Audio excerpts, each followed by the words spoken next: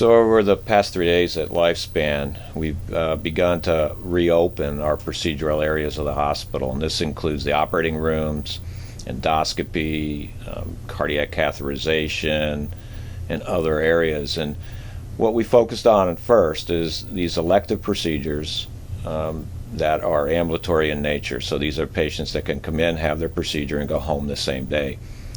But the procedures we're focusing on are also ones that should improve the quality of life of our patients. So improve their mobility, decrease pain. So these are elective in nature, which means that we could safely postpone them for a period of time, but not forever.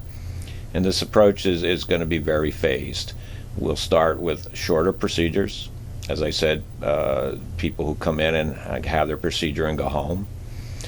And over the next couple of weeks, we'll increase the number of those procedures we can do. We have to change the way in which we do things. Before, we'd schedule your operation, you would get some pre-op testing, you'd come in the day of the operation, and you'd come into the operating room environment, we'd take care of you, and you'd either go home or get admitted. Now we have to reach out to you beforehand, all patients, to be sure that there's no COVID-related symptoms. All patients need to have a COVID test within 72 to 96 hours of their procedure. We have to have the results back before they come to the hospital. If they're positive, they will then be sent for appropriate care for COVID, and their procedure will get postponed. If they're negative, they'll come in.